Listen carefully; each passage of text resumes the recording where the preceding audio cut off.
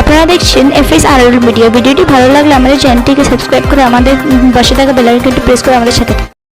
গালাগালিতে যদি মনটা শান্তি হয় দিন অন্তত বলতে পারবো নওশাদ সিদ্দিকীর জন্য ওর মনটা শান্তি হচ্ছে, ও তো আমার কোনো যায় আসে না। তবে আমি যে কথাগুলো বলছি একটু শোনার চেষ্টা করুন, রাত্রে কি একটু ভাববে। এই 60 লক্ষের অধিক মানুষ হুগলি জেলায় বসবাস করে, মাত্র 47 লাখ টাকা দেয় মেডিসিনের জন্য। তাহলে আমাদের স্বাস্থ্যের দায়িত্ব কাকে নিতে হবে? সরকারকে নিতে হবে।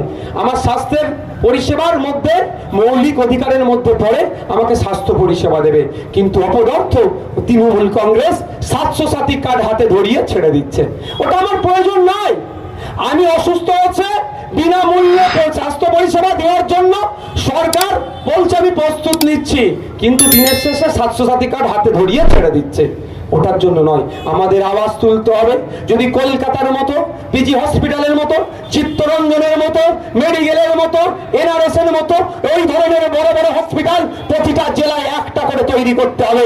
জেলার মানুষ কেন কলকাতায় গিয়ে ট্রিটমেন্ট করবে? এখানে একটা শিয়াখালার মানুষের যদি, একটা ভ্যান চালকের, একটা চায়ের দোকানদারের বা কোনো একজন মানুষের যদি হেভি ট্রিটমেন্ট নেওয়ার প্রয়োজন হয়, কোথায় ছুটে যেতে হবে? হয় বেসরকারি হসপিটালে যেতে হবে, 15,000 20,000 বিল দিতে হবে, আর না হলে কোথায় যেতে হবে? কলকাতায় ছুটতে হবে।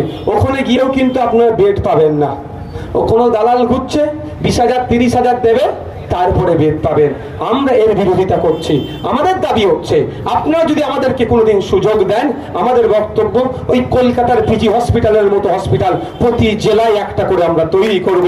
জেলার মানুষ, শ্রমজীবী মানুষ, শিয়াখালার মানুষ অন্তত হুগলি জেলার মধ্যে গিয়েই যেন ওই ধরনের হেভি ট্রিটমেন্ট পায়, তার ব্যবস্থা আমরা করে দেবো। কারণ আমরা গ্রামের মানুষ। শিয়াখালার একজন ভ্যান চালক, একজন টোটো চালক, একজন অটো ড্রাইভারকে যদি কলকাতায় পাঠাই, আমরা পিজিতে পাঠাই এমার্জেন্সিতে, ও সব দেখে নিয়ে বলবে ট্রমা কেয়ারে যাও, অ্যাডমিশন হবে। এবার বলুন, ট্রমা কেয়ার খায় না মাকে? খারাপ লাগছে নাকি? আর আমিও জানতাম না কোথায় আছে যে জায়গাটা। এবার খোঁজেন ট্রমা কেয়ার কথা, ট্রমা কেয়ার কথা জিজ্ঞাসা করবেন, ওখানেই দালাল ঘুরছে। আপনি চংমাং করবেন ট্রমা কেয়ারটা কোথায় রে বাবা, ও দালাল বলে চলো আমার সাথে। গিয়ে কি দেখবেন, ও ভালোভাবে আপনাকে বলবে চলো। আচ্ছা, এগুলো শুনতে কি খারাপ লাগছে নাকি? চোর ডাকাতের কথা আর বলতে লাগে না ভাই। কে চোর কে ডাকাত আর চোরেদের হয়ে কে সওয়াল করছে নতুন করে বলতে লাগে না। এগুলো আপনাদের জানা দরকার। ট্রমা কেয়ারে ওখানে গিয়ে দেখবেন, আপনি ওখানে যিনি দায়িত্বে আছেন, ইনচার্জ দেবেন আমার রুগীকে ভর্তি করতে হবে, কি বলবে যে না সিট নাই।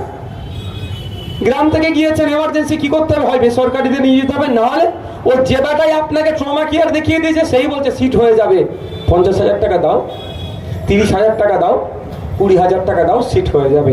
কিন্তু আমাদের বক্তব্য, আমরা চাষিভুষি মানুষ, আমরা টোটো ড্রাইভার, আমরা অটো ড্রাইভার, দিন আনে দিন খাই আমরা। সকাল